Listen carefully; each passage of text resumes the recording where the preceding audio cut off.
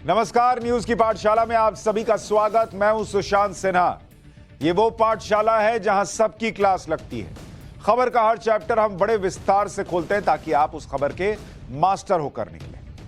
और आज कौन कौन सा चैप्टर खोलने वाला हूं वो आपको बता दूं। केजरीवाल की वो किताब जो शराब घोटाले में गवाही देगी, खर्च दोगुना एडमिशन कम, केजरीवाल मॉडल का चैप्टर 3 लेकर आया हूं। केजरीवाल के 5 दावे और उनका रियलिटी टेस्ट भी करूंगा। वो काम जो देश में नहीं हुआ वो योगी ने कैसे किया इसके बारे में बताऊंगा। तेल के कुएं वाले इराक में आग कैसे लग गई इसका भी चैप्टर खोलूंगा। लेकिन पाठशाला में रोज की तरह सबसे पहले दिन भर की सारी बड़ी खबरों का एक साथ रिवीजन, फिर केजरीवाल का चैप्टर।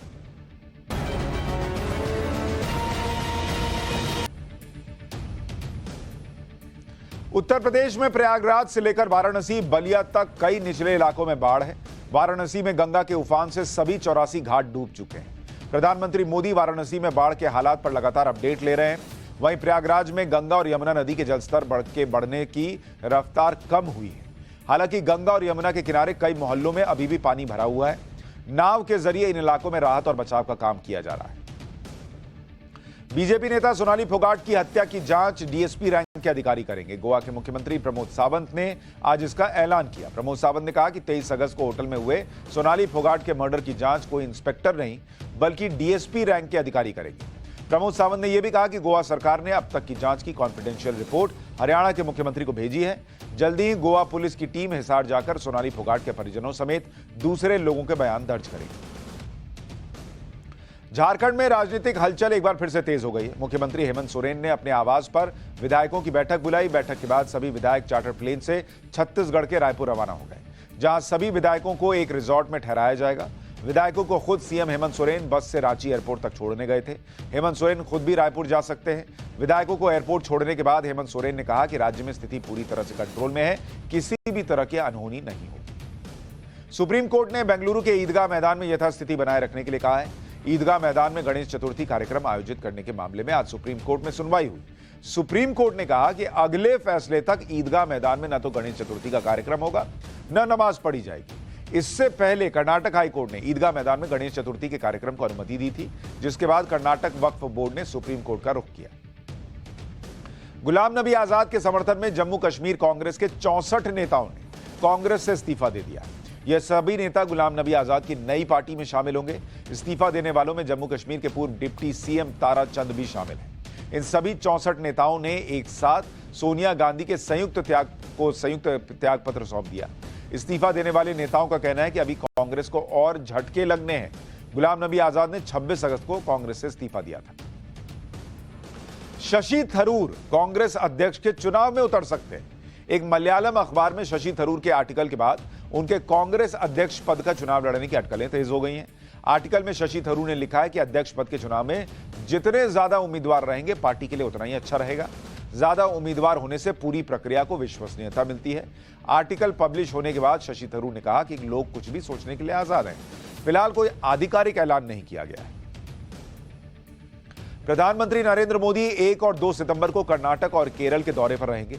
1 सितंबर को पीएम मोदी कोच्चि हवाई अड्डे के पास कलाडी गांव में श्री आदि शंकराचार्य की जन्मभूमि जाएंगे। इसके अगले दिन यानी 2 सितंबर को प्रधानमंत्री कोचिन शिपयार्ड लिमिटेड में आईएनएस विक्रांत के रूप में पहले स्वदेशी विमानवाहक पोत को कमीशन करेंगे, जिसके बाद आईएनएस विक्रांत को नेवी में शामिल कर लिया जाएगा।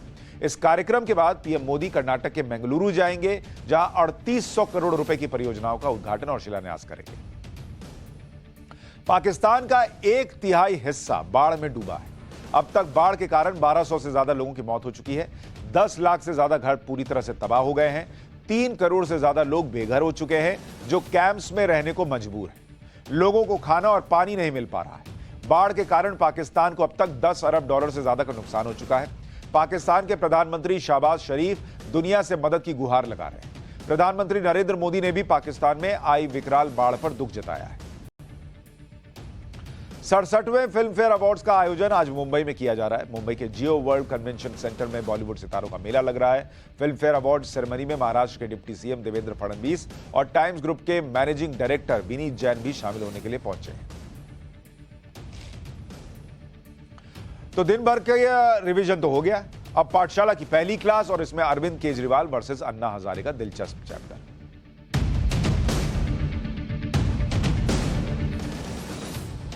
अरविंद केजरीवाल अन्ना आंदोलन से निकलकर नेता बने, अपनी पार्टी बनाई। यह पुरानी तस्वीरें आपको याद होगी, सबके जहन में था कि अन्ना हजारे बैठते थे, बगल में अरविंद केजरीवाल बैठते थे। फिर उन्होंने पार्टी बनाई, चुनाव जीता, मुख्यमंत्री बने।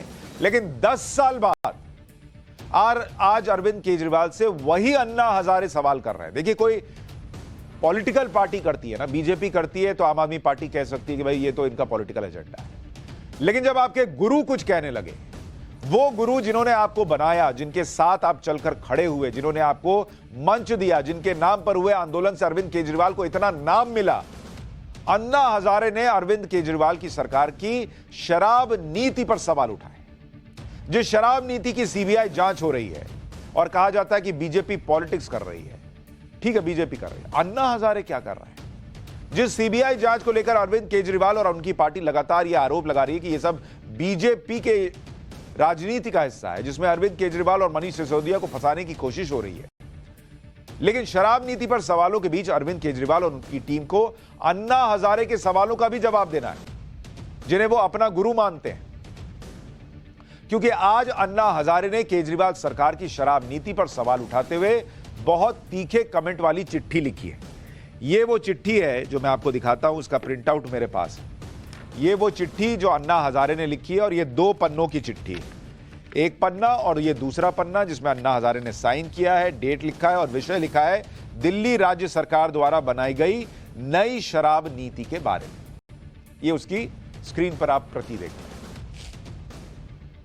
अन्ना हजारे ने अरविंद केजरीवाल को जो चिट्ठी लिखी है, उस चिट्ठी में अन्ना हजारे ने बताया है कि शराब के मामले में अरविंद केजरीवाल की सोच क्या थी और अब अरविंद केजरीवाल कर क्या रहे हैं। यह चिट्ठी आपको थोड़ा विस्तार से पढ़कर सुना देता हूं। चिट्ठी में केजरीवाल को संबोधित करते हुए लिखा गया है कि श्री अरविंद जी केजरीवाल, मुख्यमंत्री दिल्ली, विषय दिल्ली राज्य सरकार द्वारा बनाई गई नई शराब नीति के बारे में। संबोधन और विषय बताने के बाद सबसे पहले अन्ना हजारे शराब नीति पर नाराजगी जताते हैं और लिखते हैं कि आपके मुख्यमंत्री बनने के बाद पहली बार मैं आपको खत लिख रहा हूं। पिछले कई दिनों से दिल्ली राज्य सरकार की शराब नीति के बारे में जो खबरें आ रही हैं, वो पढ़कर बड़ा दुख होता है। इसके बाद अन्ना हजारे ने अरविंद केजरीवाल को उनकी लिखी किताब के बारे में याद दिलाया। राजनीति में जाने से पहले आपने स्वराज नाम से किताब लिखी थी। इस किताब की प्रस्तावना आपने मुझसे लिखवाई थी और वो स्वराज नाम की जिस किताब का वो जिक्र कर रहे हैं, उसके वो कुछ पन्ने भी लेकर आया हूं जो अन्ना हजारे ने जिसके बारे में नहीं लिखा, वो अभी मैं पढ़कर सुनाऊंगा। लेकिन ये वो स्वराज की फोटो है जो किताब अरविंद केजरीवाल ने लिखी थी। तो इस स्वराज नाम की किताब में आपने ग्राम सभा, शराब नीति के बारे में बड़ी बड़ी बातें लिखी थी। अन्ना हजारे ने आज चिट्ठी में लिखा। उन्होंने कहा कि किताब में आपने जो लिखा है वो आपको याद दिलाने के लिए नीचे लिख रहा हूं। और फिर उन्होंने क्या लिखा? उन्होंने स्वराज में शराब पर लिखी गई बातें हूबहू लिख दी। इस किताब में अरविंद केजरीवाल ने पहले शराब पर समस्या बताई थी और फिर सुझाव दिए थे। उन्होंने क्या लिखा था, अरविंद केजरीवाल ने क्या लिखा था, वो आपको बताता हूं। अरविंद केजरीवाल ने समस्या बताते हुए लिखा था कि वर्तमान समय में शराब की दुकानों के लिए राजनेताओं की सिफारिश पर अधिकारियों द्वारा लाइसेंस दे दिया जाता है। वो प्रायः रिश्वत लेकर लाइसेंस देते हैं। शराब की दुकानों के कारण भारी समस्याएं पैदा होती हैं। लोगों का पारिवारिक जीवन तबाह हो जाता है। विडंबना यह है कि जो लोग इससे सीधे तौर पर प्रभावित होते हैं, उन्हें इस बात के लिए कोई नहीं पूछता कि क्या शराब की दुकान खुलनी चाहिए या नहीं। यह अरविंद केजरीवाल जी के शब्द हैं उस जमाने में जब वो मुख्यमंत्री नहीं थे। इन दुकानों को उनके ऊपर थोप दिया जाता है, पब्लिक के ऊपर शराब की दुकानें थोप दी जाती है, यह अरविंद केजरीवाल जी कहा करते थे। इसके बाद इसी किताब में सुझाव दिया और लिखा कि शराब की दुकान खोलने का कोई लाइसेंस तभी दिया जाना चाहिए जब ग्राम सभा इसकी मंजूरी दे दे और ग्राम सभा की संबंधित बैठक में वहां स्थित 90% महिलाएं इसके पक्ष में मतदान करें। ग्राम सभा में उपस्थित महिलाएं साधारण बहुमत से मौजूदा शराब की दुकानों का लाइसेंस भी रद्द करा सकें। यह भी अरविंद केजरीवाल जी का सुझाव था। लेकिन अन्ना हजारे इसलिए नाराज हैं कि वो अरविंद केजरीवाल जो कहते थे पब्लिक से पूछ के शराब के ठेके खोलो, उनकी सरकार एक शराब नीति लाई जिसमें जगह जगह शराब के ठेके खुल जाए, इसका प्रावधान था। उनकी सरकार ऐसी शराब नीति लाई कि लोगों को एक खंबे पे दूसरा खंबा मिलने लगा फ्री में। और ग्राम सभा से पूछने की बातें करने वाले अरविंद केजरीवाल सरकार ने किस ग्राम सभा में पूछा, किन महिलाओं से पूछा, यह किसी को नहीं पता। और इसलिए अन्ना हजारे नाराज हैं कि क्या केजरीवाल थे और क्या केजरीवाल हो गए जी। अरविंद केजरीवाल को उनकी किताब की बात याद दिलाने के बाद अन्ना हजारे ने लिखा कि आपने स्वराज नाम की इस किताब में कितनी आदर्श बातें लिखी थी, तब आपसे बड़ी उम्मीद थी। लेकिन राजनीति में जाकर मुख्यमंत्री बनने के बाद आप आदर्श विचारधारा को भूल गए, ऐसा लगता है। इसलिए दिल्ली राज्य में आपकी सरकार ने नई शराब नीति बनाई।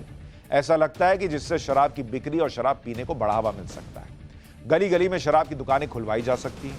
इससे भ्रष्टाचार को बढ़ावा मिल सकता है। यह बात जनता के हित में नहीं। फिर भी आपने ऐसी शराब नीति लाने का निर्णय लिया। इससे ऐसा लगता है कि जिस प्रकार शराब का नशा होता है, उसी प्रकार सत्ता का नशा होता है। आप भी ऐसी ही सत्ता के नशे में डूब गए हो अरविंद केजरीवाल, ये अन्ना हजारे ने लिखा है।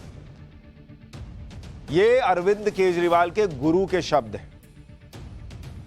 शराब को सत्ता के नशे से जोड़ने के बाद आखिर में अन्ना हजारे लिखते हैं कि लोग भी बाकी पार्टियों की तरह पैसा से सत्ता और सत्ता से पैसा के इस दुष्चक्र में फंसे हुए दिखाई दे रहे हैं। एक बड़े आंदोलन से पैदा हुई राजनीतिक पार्टी को यह बात शोभा नहीं देती।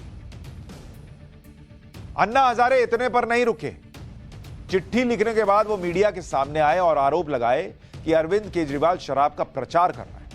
वो मुझे अपना गुरु कहते थे, अब वो भावनाएं कहां हैं?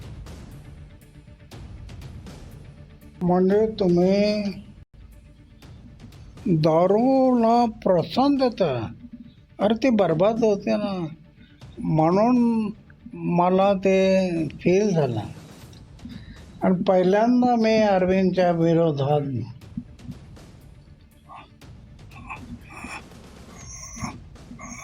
अशा प्रकारचे नोट काढले। ज्या विचारामध्ये एवढं सुंदर पुस्तक होतं गांधीजींचं, तर ते सगळं ठीक चुकीचं चढलेलं आहे। अन्ना हजारे तो आज भी वही 10 साल पहले वाले अन्ना हजारे, उसी छोटे से कमरे में रहते हैं। कब स्क्रीन से गायब हो जाते हैं, कहां रहते हैं, किसी को नहीं पता। आज दुखी हुए तो सामने आ गए। लेकिन इन 10 सालों में क्या अरविंद केजरीवाल वही केजरीवाल हैं, या अन्ना हजारे पूछ रहे हैं? अन्ना हजारे ने अरविंद केजरीवाल से भले ही सीधे सवाल पूछे, लेकिन अरविंद केजरीवाल आज अन्ना हजारे को सीधा जवाब नहीं दे पाए। केजरीवाल ने कहा कि बीजेपी अन्ना के कंधे पर बंदूक रखकर चला रही है। अब इन्होंने शराब नीति में घोटाला हो गया। अब सीबीआई ने कह दिया कोई घोटाला नहीं हुआ। जनता इनकी बात नहीं मान रही। अभी अन्ना हजारे जी के कंधे पे बंदूक रख के चला रहे हैं। सीबीआई ने कब कहां कह दिया कि कोई घोटाला नहीं हुआ, यह हमें नहीं पता। एक बार फिर से सुनिए वो क्या कह रहे हैं। अब इन्होंने शराब नीति में घोटाला हो गया। अब सीबीआई ने कह दिया कोई घोटाला नहीं हुआ। जनता इनकी बात नहीं मान रही। अभी अन्ना हजारे जी के कंधे पे बंदूक रख के चला रहे हैं। अब इन्होंने शराब नीति में घोटाला हो गया। अब सीबीआई ने कह दिया कोई घोटाला नहीं हुआ। जनता इनकी बात नहीं मान रही। अभी अन्ना हजारे जी के कंधे पे बंदूक रख के चला रहे हैं। सीबीआई ने कहां कहा है कि घोटाला नहीं हुआ है, यह हम तक तो खबर नहीं पहुंची। अन्ना हजारे के कंधे पर रखकर बंदूक चलाई जा रही है, तो क्या इसका मतलब यह है कि अन्ना हजारे बीजेपी के कहने पर यह सब कर रहे हैं? क्या अन्ना हजारे बीजेपी के कहने पर चलते हैं? क्या किताब भी बीजेपी के कहने पर लिखवाई गई थी, या उसमें प्रस्तावना जो उन्होंने लिख दी थी बीजेपी के कहने पर लिख दी थी? अन्ना ने अरविंद केजरीवाल की किताब स्वराज के सिर्फ 2 पैराग्राफ का जिक्र किया, लेकिन इसी किताब में अरविंद केजरीवाल ने शराब नीति पर और भी कई बातें लिखी हैं। अरविंद केजरीवाल ने नशाबंदी को सफल बनाने के बारे में जो लिखा, मैं आपको पढ़कर सुनाना चाहता हूं। यह भी इसी किताब का हिस्सा है, और ये पढ़िए, सुनिए। मैं आपको पढ़कर सुनाता हूं कि अरविंद केजरीवाल जी, उस जमाने के अरविंद केजरीवाल जी क्या लिखते थे। वो लिखते थे, नशाबंदी में सफलता। दिल्ली के कुछ वार्डों में पिछले 1 साल से मोहल्ला सभाएं चल रही हैं। हर महीने मोहल्ले के लोग, वहां के अधिकारी और वहां के नेता इकट्ठे होते हैं और अपने इलाके के विकास के बारे में चर्चा करते हैं। सोनिया विहार की ऐसी ही एक मोहल्ला सभा में एक लड़के ने खड़े होकर कहा, हमारे इलाके में दारू की दुकान बहुत दूर है, एक दारू की दुकान हमारी कॉलोनी में भी खुलनी चाहिए। इस मुद्दे पर चर्चा शुरू हुई। मजे की बात यह है कि मोहल्ला सभा में बैठे हुए कई लोग दारू पीते थे, लेकिन पब्लिक में सब धर्मात्मा बनते हैं। एक के बाद एक सबने कहा कि दारू बुरी चीज है और दारू की दुकान नहीं खुलनी चाहिए। यह अरविंद केजरीवाल अपनी किताब में लिख रहे हैं, उस जमाने में मोहल्ला सभा का जिक्र करते हुए। और दारू की दुकान खुलने का प्रस्ताव खारिज कर दिया गया। उस दिन लगा, अरविंद केजरीवाल कहते हैं, उस दिन लगा कि सभा में गलत प्रस्ताव पारित होना काफी मुश्किल होता है। आज किसी भी इलाके में दारू की दुकान खोलने के लिए वहां के नेता और किसी अफसर की मंजूरी लेनी होती है। जनता से तो पूछा ही नहीं जाता। नेता और अफसर या तो रिश्वत लेकर या दबाव में आकर मंजूरी दे देते हैं। यदि यह कानून बना दिया जाए कि किसी भी इलाके में दारू की दुकान वहां की मोहल्ला सभा या वहां की ग्राम सभा की मंजूरी के बिना नहीं खोली जाएगी, तो दारू की दुकान खोलना बहुत मुश्किल हो जाएगा। नशाबंदी की दिशा में यह एक ठोस कदम होगा। अरविंद केजरीवाल 10 साल पहले वाले वो केजरीवाल थे जो शराब की दुकानें न खोलने के पक्षधर थे। आज हर मोहल्ले में कैसे शराब की दुकान हो, ठेका हो, यह उनकी सरकार शराब नीति बना रही है। और जब वो कहते हैं कि भाई पब्लिक से पूछा जाना चाहिए था, पंजाब में मुख्यमंत्री कौन बने, मुख्यमंत्री का कैंडिडेट कौन हो, फोन पर पब्लिक से पूछा था, बताओ किसको बनाए, अच्छा भगवंत मान के लिए वोट पड़ा है। और यहां यह शराब नीति कितने लोगों से अप्रूव कराई गई, कौन सी ग्राम सभा में जिक्र हुआ, किन महिलाओं से हुआ, इसका कोई डेटा, कोई हिसाब नहीं। अन्ना हजारे पर तो अरविंद केजरीवाल ज्यादा बोलने के लिए तैयार नहीं हुए, लेकिन दिल्ली विधानसभा का विशेष सत्र बुलाकर पिछले 2 दिन में अरविंद केजरीवाल बीजेपी के खिलाफ खूब बोले। लेकिन उन्होंने जो दावे किए उसका टेस्ट करना जरूरी है। देखिए, वो पॉलिटिक्स में है, बीजेपी के खिलाफ उनको बोलना ही चाहिए, लेकिन बतौर मुख्यमंत्री सदन में खड़े होकर जो वो बोल रहे थे, क्या वो सही था फैक्चुअली? हमने दिल्ली विधानसभा के अंदर किए गए अरविंद केजरीवाल के 5 बड़े दावे निकाले और उसका टेस्ट किया। दिल्ली विधानसभा के अंदर अरविंद केजरीवाल ने पहला दावा किया कि आजाद भारत में पहली बार दही, शहद, गेहूं, चावल जैसे सामानों पर टैक्स लगाया गया। हमने अरविंद केजरीवाल के इस दावे की पड़ताल की तो पता चला कि उनका दावा सच नहीं, क्योंकि कुछ दिन पहले जब दही, शहद, गेहूं, चावल जैसी चीजों पर जीएसटी लगाने की बात आई तो वित्त मंत्री निर्मला सीतारमण ने ट्वीट कर खुद जानकारी दी थी कि जीएसटी लागू होने से पहले राज्य सरकारें खाने पीने की चीजों पर 1 से 6% तक टैक्स वसूल रहे थे। और हमने आपको पाठशाला में डिटेल जानकारी दी थी। और आप इनकम टैक्स, सर्विस टैक्स वगैरह वगैरह टैक्स जो वसूले जाते हैं उनकी वेबसाइट पर जाकर देखिए, प्री जीएसटी कैसे टैक्स लगता था खाने पीने की चीजों पर। और आज भी जो खुले में दही मिल रही है, खुले में पनीर मिल रहा है, उस पर जीएसटी नहीं लग रही, 0%। पैक्ड वाले पर लग रही। तो यह दावा गलत निकला। अरविंद केजरीवाल ने दिल्ली विधानसभा में यह भी कहा कि केंद्र सरकार ने गरबा पर जीएसटी लगा दिया, इन लोगों ने देवी को भी नहीं छोड़ा। केजरीवाल का यह दावा भी सही नहीं है, क्योंकि पहले भी गरबा के 500 रुपए से ज्यादा महंगे टिकट पर 15% सर्विस टैक्स लगता था। और सिर्फ 15% सर्विस टैक्स नहीं, इसके बाद वैट भी लग जाता था। अब तो वो घटा दिया गया, हटा दिया गया और अब जीएसटी लगता है। तो पहली बार गरबे पर जीएसटी लग गई, यह भी फैक्चुअली सही नहीं है। इसके अलावा अरविंद केजरीवाल ने यह भी आरोप लगाया कि अपने उद्योगपति दोस्तों के 10 लाख करोड़ का कर्ज माफ कर दिया केंद्र ने, जबकि सच्चाई यह है कि केंद्र सरकार ने किसी का कर्ज माफ नहीं किया, बल्कि कर्ज राइट ऑफ किया गया है। और मैं आपको बताना चाहता हूं, बहुत लोग, राहुल गांधी भी ये वाला ज्ञान बहुत देते हैं कि अरे कर्ज माफ कर दिया, कर्ज माफ कर दिया। मैं आपको जरा बताना चाहता हूं कि कर्ज माफी और लोन राइट ऑफ करना ये 2 अलग चीजें होती हैं। एक होती है कर्ज माफी, जिसमें आपने कहा भाई तुमने मुझसे 5 रुपए लिए हैं, अब मत लौटाना। और दूसरा होता है लोन राइट ऑफ करना। कोई अगली बार पूछे कि भाई लोन राइट ऑफ कर दिया, इसका मतलब लोन माफ कर दिया, तो उसको बोलना लोन राइट ऑफ करने का मतलब माफ करना नहीं होता बॉस। राइट ऑफ करने का मतलब होता है बही खाते से हटाकर दूसरी जगह उसको लिख कर रखना ताकि आपका बही खाता साफ दिखे। राइट ऑफ में लोन अकाउंट बंद नहीं होता, लीगल एक्शन लिया जाता है जब राइट ऑफ कर दिया गया, यानी आप उसको वसूलने के लिए आगे बढ़ते हैं।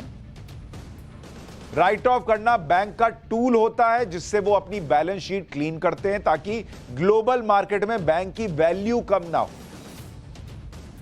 तो जो लोग 10 लाख करोड़ रुपए के लोन माफ करने की बात करते हैं जबकि वो राइट ऑफ किया गया होता है, इन लोगों को भी ये पता होना चाहिए कि अब तक अगर आपको मैं बताऊं 8.5 लाख करोड़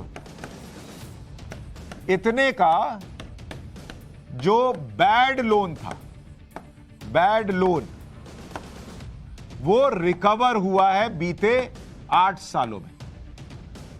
10 लाख करोड़ कहते हैं माफ कर दिया राइट ऑफ करने को, वो ये नहीं बताते कि 8.5 लाख करोड़ का बैड लोन जो कि रिकवर होने के चांसेस खत्म हो रहे थे उनको वसूला गया है। इंसॉल्वेंसी एंड बैंकरप्सी लॉ जो नरेंद्र मोदी सरकार लाई, उससे अब पैसा मार के देश का नहीं बैठ सकते। तो ये फैक्चुअली सही नहीं बोले केजरीवाल जी जो बोले। अरविंद केजरीवाल जी ने यह भी आरोप लगाया कि बीजेपी ने पिछले कुछ सालों में 277 विधायकों को खरीदने के लिए 5,540 करोड़ रुपए खर्च किए होंगे। दिल्ली के विधायकों को खरीदने के लिए 800 करोड़ रुपए का फंड है। सच्चाई है कि यह अभी सिर्फ आरोप है, इनके सबूत या तथ्य नहीं दिए गए। किए होंगे कि भाई इतना पैसा खर्च कर दिया होगा, इतना इतना मिला होगा, किसी को नहीं पता क्या मिला नहीं मिला, ये किसी को नहीं पता। अच्छा, खरीदने के लिए पैसा दिया या नहीं दिया इसका तो कोई सबूत नहीं है, लेकिन जो लोग बचाने के लिए बस में भरकर, प्लेन में भरकर और रिजॉर्ट में रखते हैं और वहां की महंगी शराब और खाना खाने के लिए जो बिल भरते हैं वो तो मौजूद है, वो कहां से आता है इसका कोई हिसाब नहीं मांगता। लेकिन खरीदे या नहीं खरीदे इसका बिना हिसाब हुए बता दिया गया कि इतना पैसा खर्च हुआ। झारखंड में अभी आप देख रहे हैं ना, प्लेन लेके जा रहे हैं, राजस्थान में कभी लेके जाते हैं, कभी कहीं लेके जाते हैं, उसका पैसा कहां से आता है कोई नहीं पूछता।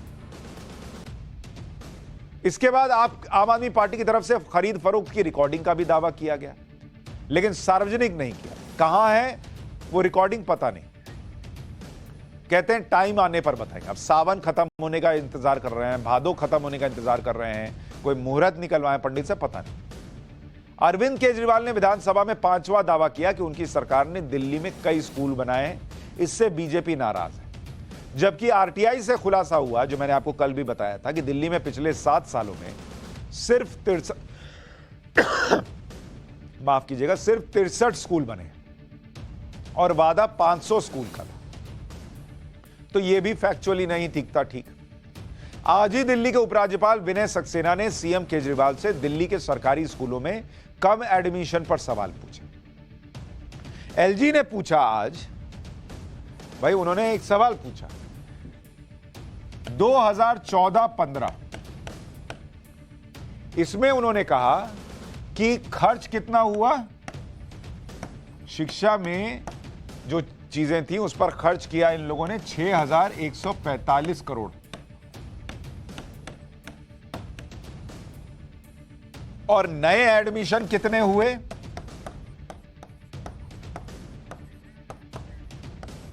वो हुए 15,42,000 एडमिशन हुए।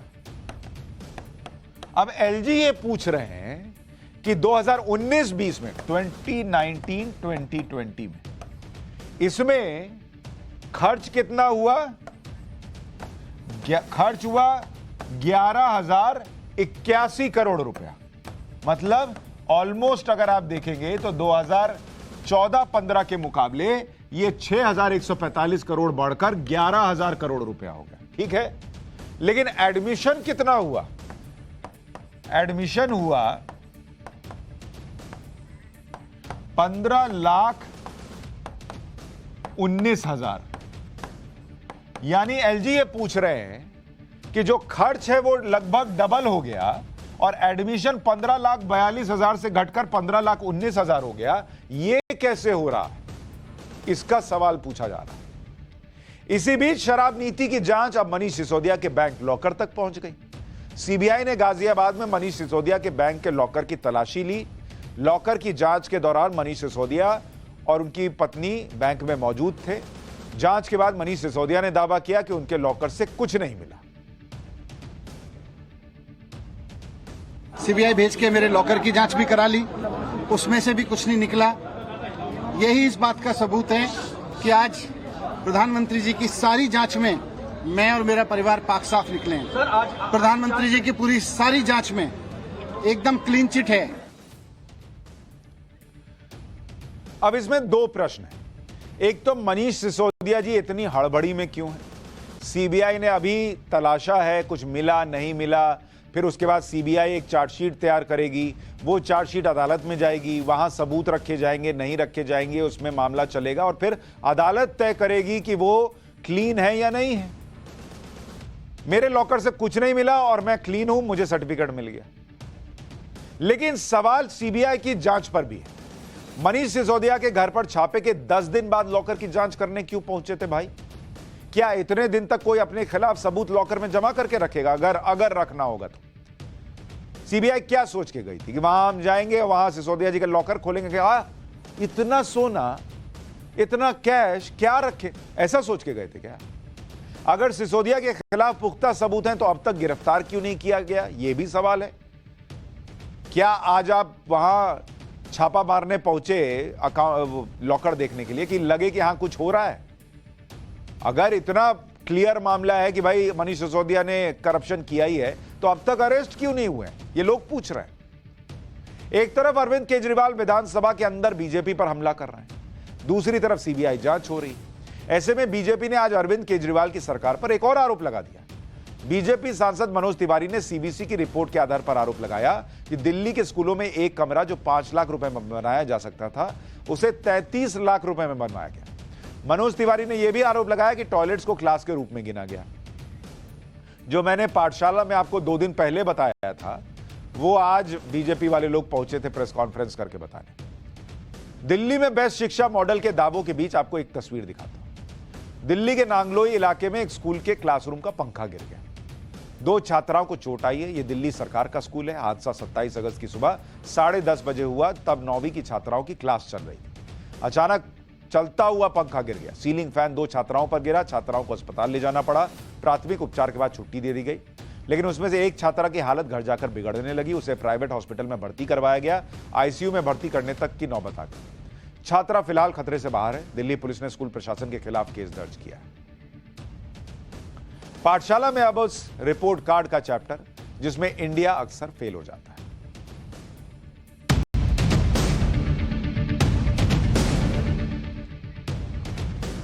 किसी भी देश में लोगों के कल्याण के लिए 3 चीजें बहुत अहम हैं: शिक्षा, स्वास्थ्य और सुरक्षा। शिक्षा और स्वास्थ्य को लेकर देश में अलग अलग सरकारें कई योजनाएं चला रही हैं, लेकिन सुरक्षा के सब्जेक्ट में राज्यों का रिपोर्ट कार्ड बहुत खराब है। नेशनल क्राइम रिकॉर्ड ब्यूरो यानी एनसीआरबी की रिपोर्ट बता रही है कि इस सब्जेक्ट में राज्यों को बहुत ज्यादा सुधार करना होगा। एनसीआरबी की रिपोर्ट के मुताबिक हर दिन 80 मर्डर हो रहे हैं देश में, हर दिन 86 रेप हो रहे हैं देश के अंदर, हर दिन 278 किडनैपिंग की घटनाएं हो रही हैं, हर दिन 1607 चोरी की घटनाएं सामने आ रही हैं, हर दिन 1173 महिलाओं के खिलाफ अपराध, रोजाना 409 बच्चों के खिलाफ अपराध हो रहा है, 71 बुजुर्गों के खिलाफ अपराध की खबर है, हर दिन 476 वित्तीय अपराध होने की बात है, हर दिन 10 भ्रष्टाचार के केस सामने आ रहे हैं और 145 साइबर क्राइम के मामले सामने आ रहे हैं। यह एनसीआरबी का लेटेस्ट डेटा है। अपराध में राज्यों का रिपोर्ट कार्ड क्या है वो भी आपको बता देता हूं। रेप के मामले में राजस्थान नंबर 1 पर है और लगातार नंबर 1 रह रहा है। 6337 केस के साथ राजस्थान में सबसे ज्यादा रेप हुए। मर्डर के मामले में यूपी नंबर 1 है, 3717 केस सामने आए। लूट और डकैती के मामले में महाराष्ट्र नंबर 1 है, यहां 623 केस आए लूट और डकैती के। साइबर क्राइम के मामले में तेलंगाना नंबर 1 है, 10,303 केस सामने आए। नकली नोट बंगाल नंबर 1 है, 82 केस नकली नोट के बंगाल में आए। जातिगत हिंसा के मामले में बिहार नंबर 1 है, 201 केस वहां पर। और सांप्रदायिक हिंसा में झारखंड नंबर 1 है, 100 केस के साथ। यह राज्यों का रिपोर्ट कार्ड है। महिलाओं के खिलाफ अपराध कैसे बढ़ गए यह भी आपको बताता हूं। साल 2021 में अगर आप देखेंगे, महिलाओं के खिलाफ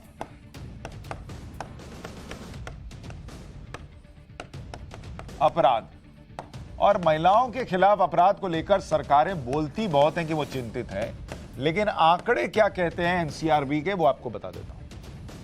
2021 में 2021 महिलाओं के खिलाफ जो अपराध हुए वो 4,28,278 केस थे सामने आए, जो कि 15% बढ़ गए, ऊपर गए मामले। रेप के मामले कितने बढ़े? 31,677 मामले सामने आए, यानी इसमें इजाफा था 12.5% का। बताइए। छेड़खानी के मामले, उसके मामले देश में कितने बढ़े? करीब 3% से ज्यादा, 3.1% बढ़ोतरी दर्ज की गई छेड़खानी के मामलों में। घरेलू हिंसा के मामले 22% बढ़ गए हैं बीते कुछ सालों में। चिंता की बात यह है कि महिलाओं के खिलाफ अपराध 15% बढ़ा है और सरकारें इसे लेकर गंभीर नहीं है। आप झारखंड का उदाहरण देख लीजिए। झारखंड के दुमका में अंकिता नाम की एक लड़की को पेट्रोल डालकर जला दिया गया। इलाज के दौरान अस्पताल में अंकिता ने दम तोड़ दिया। अंकिता के मोहल्ले में रहने वाले शाहरुख हुसैन ने ही उस पर तब हमला किया जब वो अपने घर में थी। शाहरुख अंकिता को बार बार तंग कर रहा था, बात न करने पर उसे जान से मारने की धमकी दे रहा था। अंकिता की मौत भी महिलाओं के खिलाफ अपराध में नाकाम साबित हुए सिस्टम की कहानी। महिलाओं के खिलाफ अपराध के मामलों में कमी इसलिए भी नहीं आती क्योंकि महिला सुरक्षा सरकारों की प्राथमिकता ही नहीं। राज्य सरकारें इसे रोकने के प्रति गंभीर नहीं है। जिस वक्त अंकिता अस्पताल में जूझ रही थी, उस दौरान झारखंड की सरकार सियासी उठापटक में बिजी थी। अपनी सरकार को बचाने के लिए हेमंत सोरेन विधायकों को सियासी सैर करवा रहे थे, उन्हें खूंटी घुमा रहे थे। जिस राज्य में महिला सुरक्षा सरकार की प्राथमिकता हो, वहां महिलाएं ज्यादा सुरक्षित महसूस करती हैं। उस राज्य में महिलाओं के खिलाफ अपराध के मामले घटते हैं। जैसे यूपी का उदाहरण लीजिए। कानून व्यवस्था को लेकर यूपी के मुख्यमंत्री योगी आदित्यनाथ का स्टैंड हमेशा से सख्त रहा। उन्होंने यूपी में क्राइम कंट्रोल पर काफी जोर दिया। एनसीआरबी के आंकड़े भी इसकी गवाही दे रहे हैं। 2019 के मुकाबले अगर आप देखेंगे यूपी में क्राइम, यूपी का आंकड़ा आपको बताता हूं कैसे योगी राज में बदलाव आया। 2019 और इसमें महिलाओं के खिलाफ अपराध जो है के खिलाफ अपराध ये 2019 के मुकाबले कितना घट गया है के मुकाबले यूपी के अंदर घट गया है। प्री कोविड से 6.2% नीचे चला गया, यानी उत्तर प्रदेश में महिलाओं के खिलाफ अपराध कम हुआ है। बच्चों के खिलाफ अपराध 11% नीचे गया है, 11% डाउन बच्चों के खिलाफ। यह उत्तर प्रदेश में हुआ है। जनसंख्या के हिसाब से यूपी जो है वो देश का सबसे बड़ा राज्य है, इसलिए यहां महिलाओं के खिलाफ अपराध के मामलों की संख्या दूसरे राज्यों के मुकाबले में ज्यादा होगी। लेकिन अगर आप यूपी का क्राइम रेट देखेंगे तो 1 लाख की आबादी पर यूपी में 50 महिलाएं अपराध का शिकार हैं, जबकि पश्चिम बंगाल में 1 लाख की आबादी पर 74 महिलाएं अपराध का शिकार हैं। तेलंगाना में 1 लाख की आबादी पर 111 महिलाएं अपराध का शिकार हैं। ओडिशा में 1 लाख की आबादी पर 137 महिलाएं अपराध का शिकार हैं। राजस्थान में 1 लाख की आबादी पर 105 महिलाएं अपराध का शिकार हैं। असम में 1 लाख की आबादी पर 168 महिलाएं अपराध का शिकार हैं। हरियाणा में आंकड़ा 119 का है। यानी उत्तर प्रदेश में महिलाएं पहले के मुकाबले कहीं ज्यादा सुरक्षित हुई। हालांकि अपराध के कुल मामले देखें तो यूपी में सबसे ज्यादा केस आते हैं। ऐसा इसलिए भी है क्योंकि यूपी में सबसे बड़ी आबादी रहती है। इसलिए किसी राज्य के क्राइम कंट्रोल को देखने और समझने के लिए क्राइम रेट को देखना जरूरी होता है। क्राइम रेट का मतलब है कि 1 लाख की आबादी पर कितने केस हुए। मर्डर के क्राइम रेट की अगर बात कीजिएगा तो 1 लाख की आबादी पर अगर आप देखिएगा, अगर आप देखेंगे क्राइम रेट और इसमें अगर आप देखने जाएंगे मर्डर 1 लाख की आबादी पर कितना हो रहा है, यह है क्राइम रेट। यूपी में आंकड़ा है 1.6 का, 1 लाख की आबादी पर एक से 2 मर्डर हो रहे हैं। राजस्थान में आप देखिए 1 लाख की आबादी पर क्राइम रेट क्या है, 2.2, यानी यूपी से कहीं ज्यादा। बंगाल के लिए आंकड़ा है क्राइम रेट मर्डर का 1.9। झारखंड में देखिए हेमंत सोरेन की सरकार है, वहां 1 लाख की आबादी पर क्राइम रेट है मर्डर का 4.1। तेलंगाना, ओवैसी साहब के मित्र की सरकार है यहां पर, वहां पर कितना है क्राइम रेट मर्डर का, 2.7। अब आपको रेप के हिसाब से बताता हूं, रेप का क्राइम रेट क्या कहता है। रेप के मामले में यूपी जो है वहां 1 लाख की आबादी पर रेप के जो मामले हैं वो 2.6 है। राजस्थान जो है वो रेप के मामले में क्राइम रेट 16.4 है, 16.4। बंगाल के लिए यह आंकड़ा है 2.3 का। झारखंड के लिए आंकड़ा है 7.6 का। और तेलंगाना में 1 लाख की आबादी पर जो रेप के मामले सामने आते हैं वो 4.4 का है। यानी क्राइम रेट के मामले में मर्डर के मामले भी यूपी में सबसे कम, रेप के मामले भी सबसे कम। साइबर अपराध में भी यूपी में अपना रिकॉर्ड है। 2019 में 11,416 केस थे। 2021 में साइबर क्राइम भी यूपी में घट के 8,829 हो गया, यानी करीब करीब 22% से ज्यादा की कमी आई साइबर क्राइम में। यह है यूपी में जो कानून व्यवस्था बेहतर हुई। और इसलिए आप देखिए यूपी में जब चुनाव हुए थे, लॉ एंड ऑर्डर बड़ा मुद्दा था। अब जरा आपको दंगों के बारे में बताता हूं। सांप्रदायिक हिंसा को कंट्रोल करने के मोर्चे पर तो यूपी ने टॉप कर लिया। 2021 में अगर आप दंगों का मामला देखेंगे, दंगा 2021 में कुल केस जो सामने आए, 2021 कुल कितने दंगे हुए, कुल हुए 378। और यूपी में सांप्रदायिक हिंसा जो हुई यूपी में, वो कितनी हुई, सिर्फ 1 मामला यूपी में सामने आया। जबकि अगर आप झारखंड में देखिएगा, यूपी से बहुत छोटा राज्य है, वहां 100 सांप्रदायिक हिंसा के केस सामने आ गए। महाराष्ट्र में दंगे जो हुए या सांप्रदायिक हिंसा जो हुई, वो आंकड़ा था 77 का, 77। और बिहार में यह आंकड़ा है सांप्रदायिक हिंसा का 51। राजस्थान के लिए आंकड़ा है 22 का, 22। तो ये ऐसे राज्य हैं जो यूपी के मुकाबले कहीं छोटे हैं, लेकिन दंगे और सांप्रदायिक हिंसा रोकने के मामले में यूपी देश में नंबर 1 है। सिर्फ 1 केस 2021 में सांप्रदायिक हिंसा का। यह है योगी मॉडल। एनसीआरबी की रिपोर्ट में 3 ऐसे आंकड़े हैं जो देश के लिए चुनौती हैं, इसे रोकना होगा। जैसे आत्महत्या का मामला, हर दिन करीब 449 केस सामने आ रहे हैं।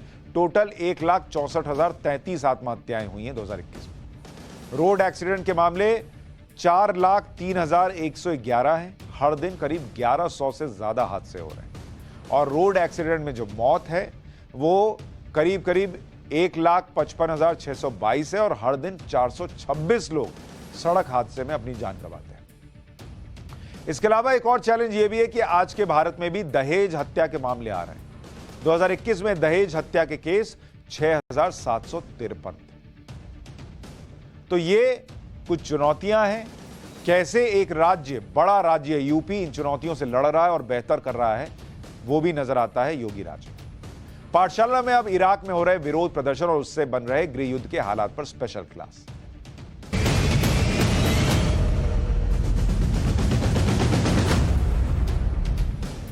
राजनीतिक अस्थिरता से जूझ रहा इराक पिछले 2 दिनों से जल रहा है। राजधानी बगदाद की सड़कों पर हिंसक प्रदर्शन हो रहे हैं। प्रदर्शनकारियों ने राष्ट्रपति भवन पर कब्जा कर लिया है।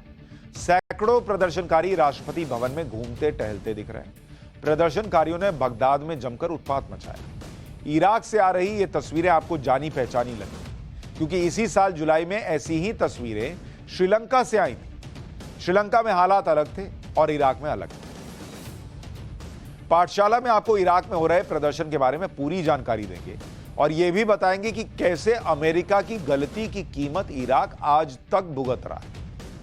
सबसे पहले आपको बताता हूं कि इराक में विरोध प्रदर्शन हो क्यों रहा है। इराक के एक ताकतवर शिया मुस्लिम धर्मगुरु हैं मुक्तदा अल सदर, जो इराक की राजनीति में बहुत ज्यादा प्रभावशाली है। मुक्तदा अल सदर ने सोमवार को राजनीति से संन्यास लेने का ऐलान किया। उसके बाद ही उनके समर्थक भड़क गए और सड़कों पर उतर आए। इराक में मुक्तदा अल सदर के करोड़ों फॉलोअर्स हैं, जो उनकी एक आवाज पर कुछ भी करने को तैयार है।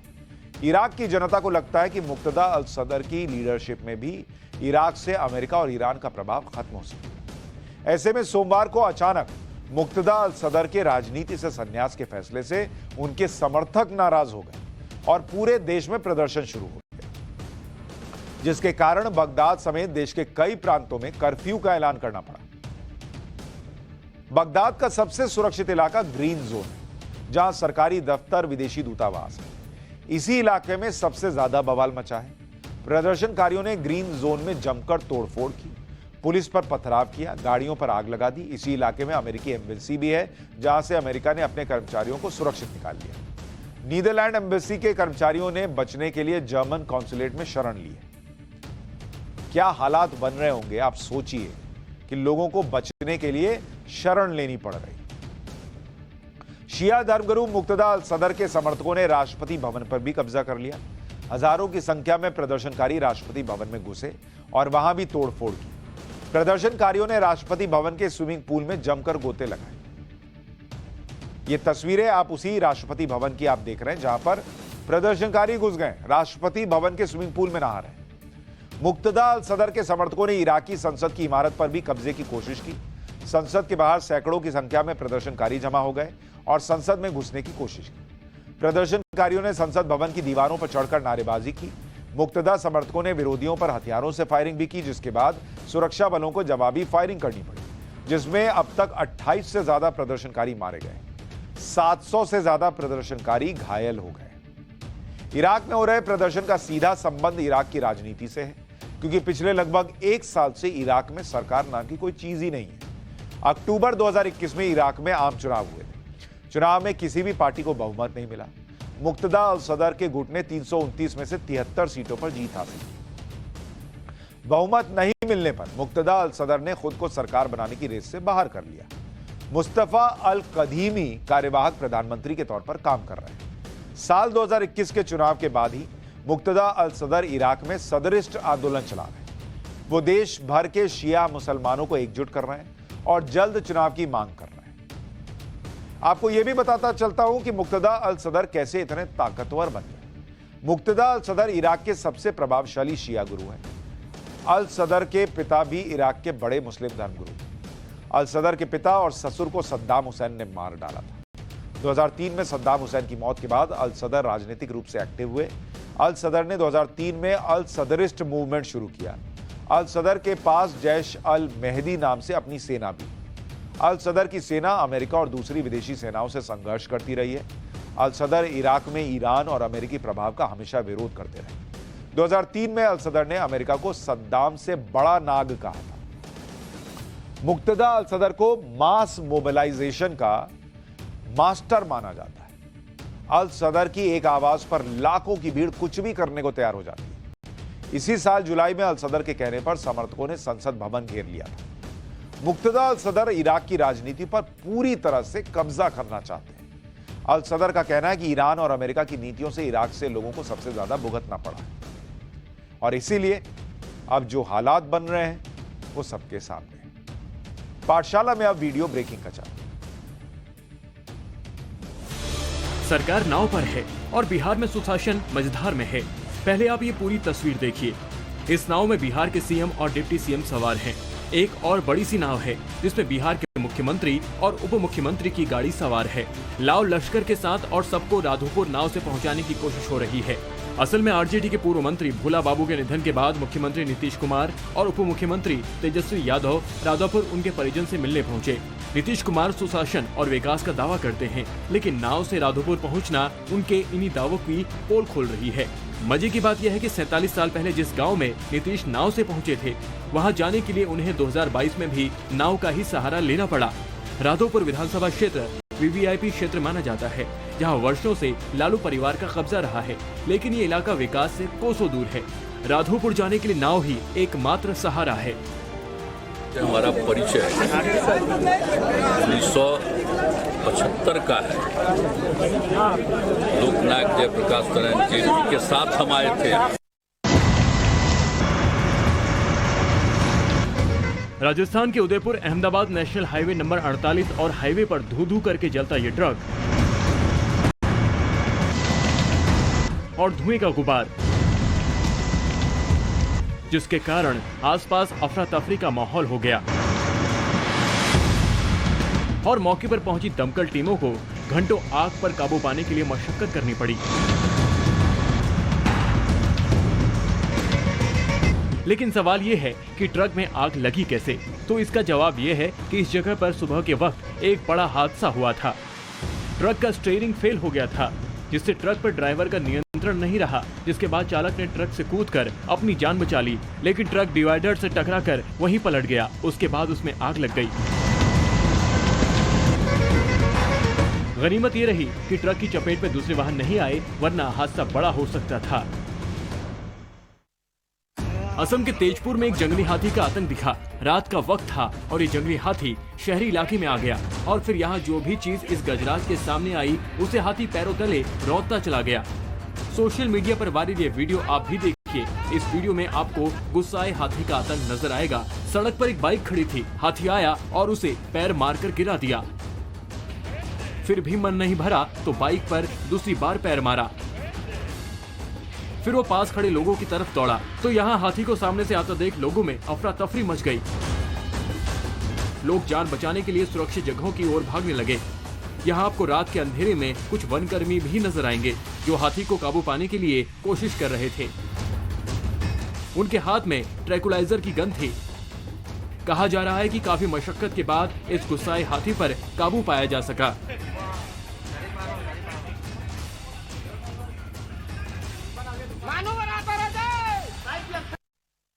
एक बस है और बस के दरवाजे पर कई लोग लटके हुए हैं और जिसकी वजह से बस एक ओर झुक गई है। तभी बस से एक शख्स गिरता है और जब मोबाइल से वीडियो बना रहा व्यक्ति उस शख्स के पास पहुंचता है तो वो शख्स कोई युवक नहीं बल्कि स्कूल में पढ़ने वाला बच्चा था। गनीमत ये थी कि पीछे कोई बड़ी गाड़ी नहीं आ रही थी, नहीं तो बहुत बड़ा हादसा हो सकता था। हो सकता है कि रोज दोपहर में ऐसा ही दृश्य रोज देखते हों, जब स्कूल के छात्र घर जाने के लिए ऐसे ही बसों में लटक कर जाते हैं। ये दृश्य बेहद खतरनाक है। स्कूल के ये छात्र हर रोज अपनी जान खतरे में डालकर वापस घरों की ओर लौटते हैं। ना तो ये छात्र सोचते हैं कि घर पर इनके माता पिता इनका इंतजार कर रहे हैं और ना ही बस चालक ये सोचते हैं कि अगर इस तरह का हादसा हो गया तो बस ड्राइवर और कंडक्टर को क्या सजा मिलेगी। राज्य सरकार और प्रशासन को ऐसे बस वालों पर कड़ाई से रोक लगानी चाहिए, जो बस में बच्चों को ऐसे लटका कर चलते हैं। आगे भविष्य में ऐसे हादसे या इससे बड़े हादसे ना हो, इसके लिए प्रशासन को स्कूली छात्रों की सहूलियत के लिए कुछ कदम उठाने चाहिए।